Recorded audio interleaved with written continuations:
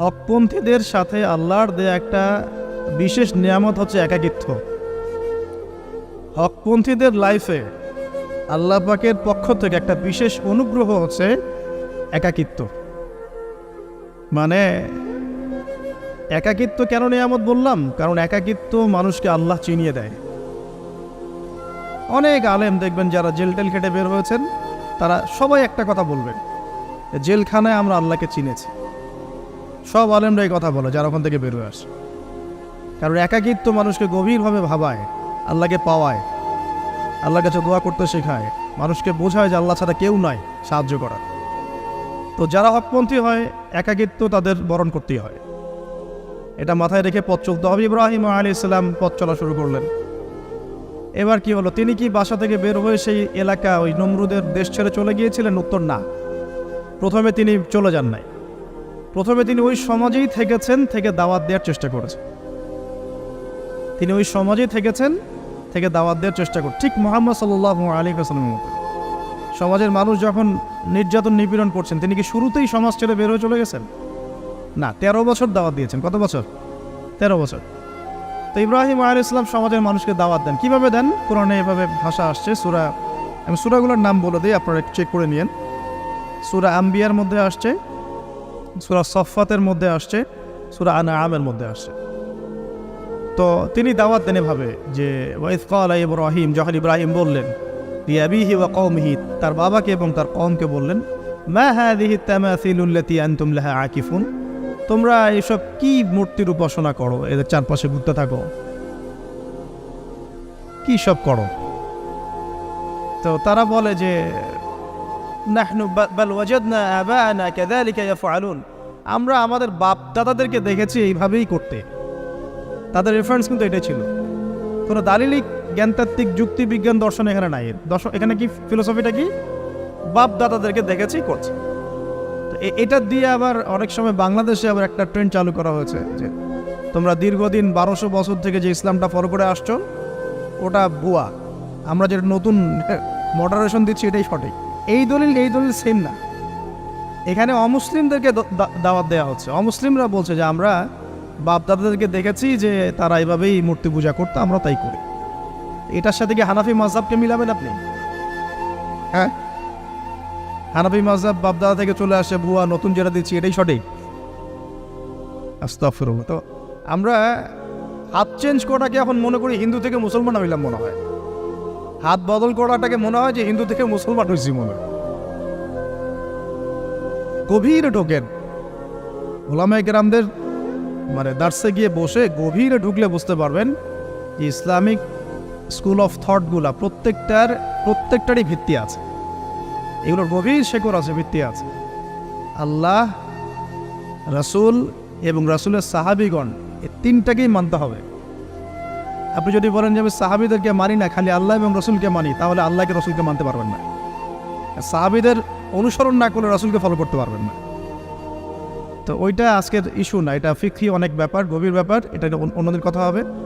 এই দলিল কিন্তু সেম করা যাবে না। আবার যে আমরা বাপ দাদা থেকে দেখে আসছি তোমরা নামাজ এইভাবে পড়ো, এই নামাজ ওই দলিল চলবে না, আমারটা ঠিক, এটা ঠিক না। নামাজ যেটা পড়ে আসে তারা এটা ঠিক আছে, এর প্রত্যেকটা দলিলের মধ্যে অথেন্টিসিটি আছে। এরকম করে সমাজে ফিতনা ছড়ানো ঠিক হবে না, বিভ্রান্তি ছড়ানো ঠিক হবে। এখন আসলে ইব্রাহিম আলাইহিস সালামকে কি আনসার দিচ্ছেন? আমরা আমাদের পিতা মাতাদেরকে দেখেছি, বাপ দাদাকে দেখেছি এরকম তাওয়াফ করতে, মূর্তির চারপাশে পূজা করতে, নজর দিতে। তো ইব্রাহিম আলাইহিস সালাম বলছেন যে হাল ইয়াসমাউনাকুম, এই মূর্তিগুলো কি তোমাদেরকে শুনতে পারে? ইস্তাদউন, যখন তোমরা একে ডাকো। হাল ইয়ানফাউনাকুম, তোমাদের কোনো উপকার আসতে পারে? আও ইয়াদুররুকুম, তোমাদের কোনো ক্ষতি করতে পারে? তার দলিলগুলো কিন্তু অকাট্য। ইব্রাহিম আলাইহিস সালামের দলিলগুলো কিন্তু এখানে, যুক্তিগুলো কিন্তু অকাট্য। আসলে কি সে শুনতে পারে? আসলে কি সে দেখতে পারে? আসলে কি সে তোমার উপকার করতে পারে? তাদের কিন্তু কিছু বলার নাই এখানে। তারা বলছে বাল ওয়াজাদনা আবানা কাযালিকা ইয়াফআলুন, আমাদের পিতা মাতা বাপ দাদাদেরকে দেখেছি এইভাবেই করতে। ইব্রাহিম আলাইহিস সালাম বলছেন যে ইন্নাকুম আনতুম লাফি দালালিম মুবিন, তোমরা তো সুস্পষ্ট বিভ্রান্তির মধ্যে আছো। তাহলে তো এরকম আরও অনেক আয়াত আছে। ওয়া ইন্না মিন শিআতিহি লা ইব্রাহিম ইয জাআ রাব্বাহু বিকলবিন সালিম ইয ক্বালা লিআবিহি ওয়া কওমিহি মাযা তা'বুদুন, তোমরা কিসের ইবাদত করো? আইফকান আলিহাতান দুনাল্লাহি তুরিদুন, তোমরা কি আল্লাহ সম্পর্কে মিথ্যা মিথ্যা মিথ্যা আরোপ করতে চাচ্ছ? ফামা যন্নুকুম বিরাব্বিল আলামিন, আল্লাহ রাব্বুল আলামিন সম্পর্কে তোমাদের কি ধারণা? এভাবে তিনি তার কওমকে দাওয়াত দিতে লাগলেন, কিন্তু তাদের কওমের দলিল একটাই ছিল, বাপ দাদাদেরকে দেখেছি এভাবে মূর্তি পূজা করতে, তাই করি। সনাতন, এটা ছিল কি সনাতন থটস। অথচ সর্বপ্রথম এটা শুরু হয় কোন নবীর আমল থেকে? নূহ আলাইহিস সালাম। নূহ আলাইহিস সালামের যুগের মানুষ সর্বপ্রথম এই মূর্তি পূজা শিরক করেছে। এর আগে মূর্তি পূজা ওয়ার্ল্ডে ছিল না, নূহ আলাইহিস সালামের যুগ থেকে শুরু হয়েছে। তাহলে এটাকে আমরা সর্বোচ্চ পর্যায়ে সনাতন বলতে পারি না। তারও আগে যে সময় চলে গেছে, ওই সময় মানুষ তাওহীদপন্থী ছিল। আদম আলাইহিস সালামের যুগে তখন মানুষ এই কাজ করতো না। শুরুটা কেমন করে হলো? ভালো উদ্দেশ্যেই শুরু হয়েছিল, ভালো মনে করে। কেমন? যে মানুষ এরকম চিন্তা করে নিয়েছিল যে এই মানুষগুলো লাত, উজ্জা, হবল, ইয়াগুথ, ইয়াউক, নসর, ইয়াগুথ, ইয়াউক, নসর, এই ভালো মানুষগুলো আল্লাহর খুব নেককার বান্দা ছিলেন।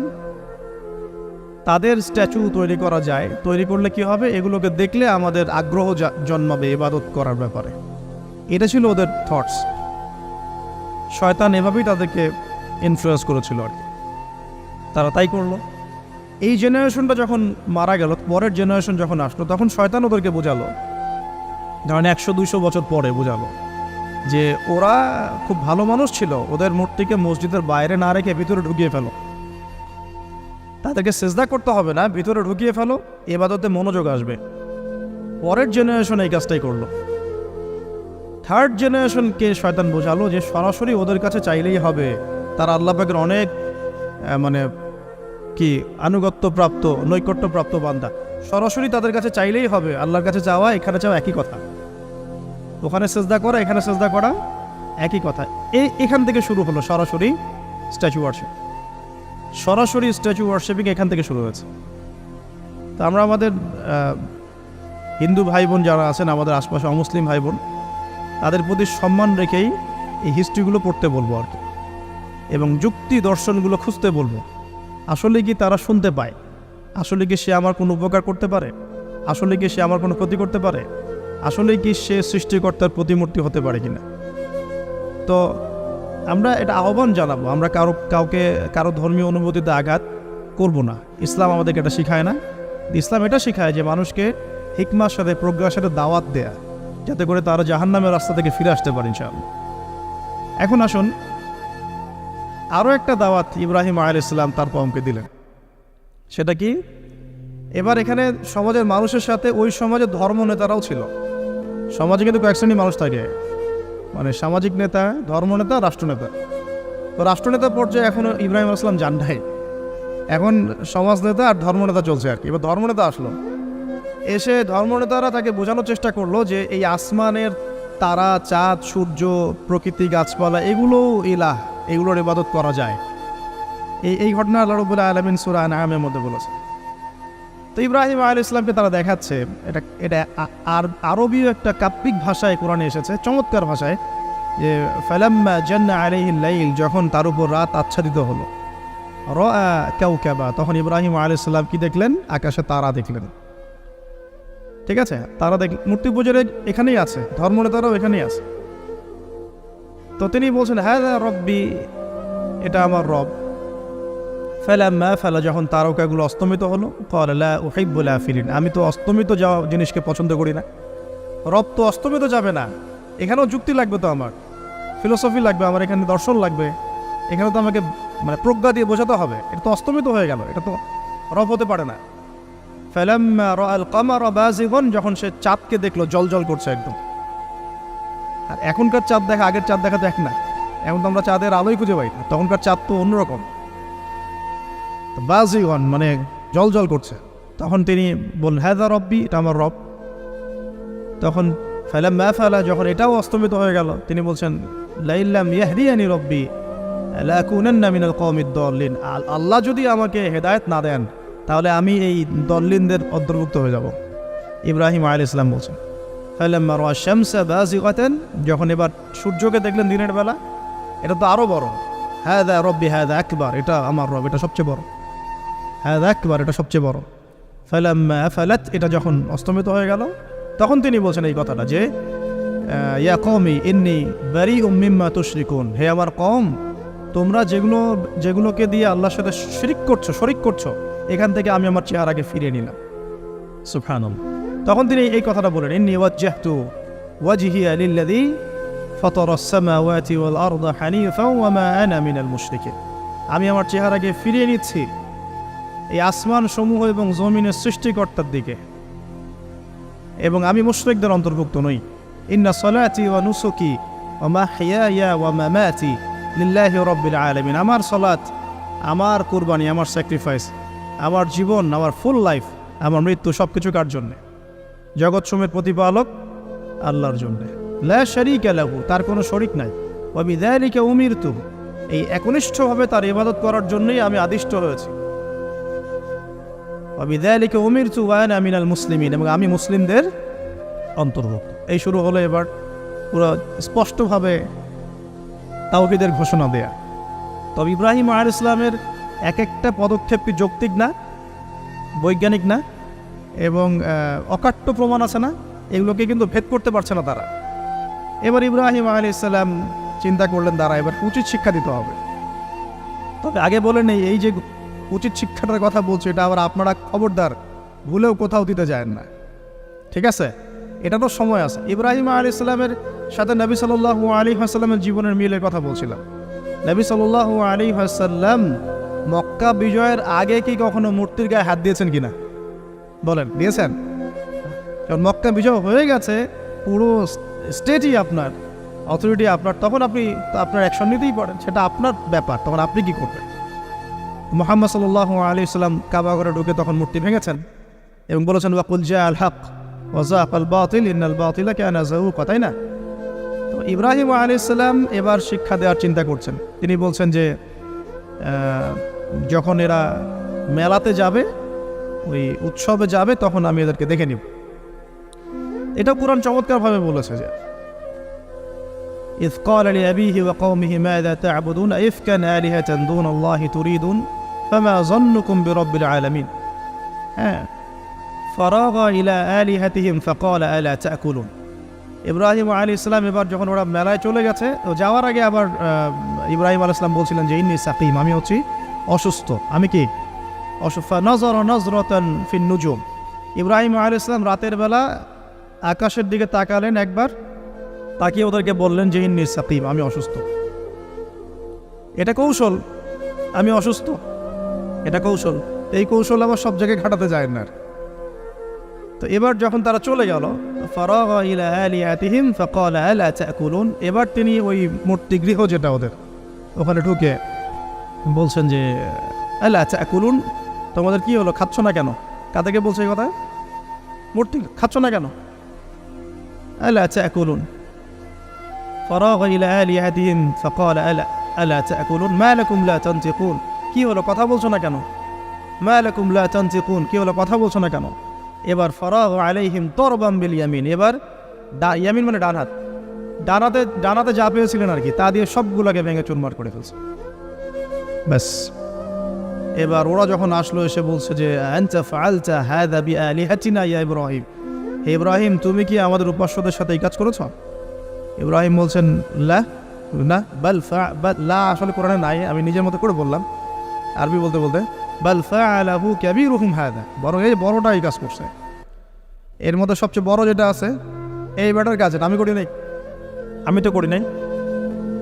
তখন ওরা তো এটা তো হতভম্ব হয়ে গেল, যে সে বলছে যে তুমি তো জানো, তুমি তো খুব ভালো করেই জানো যে তারা কথা বলতে পারে না, নড়াচড়া করতে পারে না, কিছুই করতে পারে না। তখন তিনি বলেন, তাহলে তোমরা কেন এমন ইলাহের উপাসনা করো যে কথাও বলতে পারে না, শুনতেও পারে না, দেখতেও পারে না, তোমার উপকারও করতে পারে না, ক্ষতিও করতে পারে না? কিন্তু এবারও কিন্তু যুক্তি নাই, কোনো তাদের কাছে কোনো দলিল নাই, কোনো প্রমাণ নাই, কোনো যুক্তি দর্শন কিচ্ছু নাই। এবার শুরু হলো জুলুম। জালেমের কাজ কি? যুক্তি, জ্ঞান, দর্শন, বিজ্ঞান, এগুলো দিয়ে যখন পরাস্ত, এগুলো দিয়ে পারছি না, এবার পেশি শক্তি। এবার কি? পেশি শক্তি। ব্যাস, এবার পেশি শক্তি। ইব্রাহিম আলাইহিস সালামকে নিয়ে যাওয়া হচ্ছে নমরুদের দরবারে। এবার চলো, এবার তোমার আজকে খবর আছে। এবার পুরো রিমান্ড হবে 7 দিনে। একদিন রিমান্ড হলেই অবস্থা খারাপ হয়ে যাওয়ার কথা। ইব্রাহিম আলাইহিস সালামকে এবার নিয়ে যাচ্ছে ধরেন নমরুদের কাছে। কি যে হবে আল্লাহ ভালো জানেন। ইব্রাহিম আলাইহিস সালাম যখন যাচ্ছেন তখন কি তিনি জানতেন যে আল্লাহ পাক তাকে আগুন থেকে বাঁচাবেন? এই ঘটনা যে ঘটবে তিনি কি জানতেন? আচ্ছা, আমরা না হয় জানি যে এমনটা হয়েছিল। ইব্রাহিম আলাইহিস সালাম ওই সময় তো আর জানতেন না যে কি হতে যাচ্ছে। তার মানে তার ওই সময় তার ইমানের তেজ, তার স্থিরতা, ইস্তেকামা এবং তাওয়াক্কুল কত বেশি ছিল। তাকে নিয়ে যাওয়া হচ্ছে। এবারে নমরুদের সামনে দাঁড় করিয়ে নমরুদ এবার একটু মজা নিয়ে জিজ্ঞাসা করলো যে কে তোমার রব? ওই কবরের প্রশ্ন করার মতো, মান রব্বুক, তোমার রব কে? তো ইব্রাহিম আলাইহিস সালাম বলছে রব্বি আল্লাযী ইউহয়ী ওয়া ইউমীত, আমার রব তিনি যিনি জীবন দেন মৃত্যুও দেন। এবার নমরুদ বলছে ক্বালা আনা উহয়ী ওয়া উমীত, আমি তো জীবন দিই আর মৃত্যু দেই। কিভাবে? একজন যাবজ্জীবন প্রাপ্ত আসামিকে ডেকে নিয়ে ছেড়ে দিল, দিয়ে বললো যে জীবন দিলাম। আর একজন আসামিকে ডেকে তৎক্ষণাৎ মৃত্যুদণ্ড দিয়ে মৃত্যু দিলাম। তো ইব্রাহিম দেখলেন আলাইহিস সালাম এ তো মোটা বুদ্ধির মানুষ, কারণ যে যত বড় জালেম হয় তার বুদ্ধি তত মোটা হয়, কিন্তু এটা মাথায় রাখবেন। ফেরাউনের মতো জুলুম মানুষের বুদ্ধি লোপ করে দেয়, আর শিরক মানুষের মধ্যে ভয় সঞ্চার করে। যখন আপনি শিরক করতে থাকবেন মনে খুব ভয় কাজ করবে।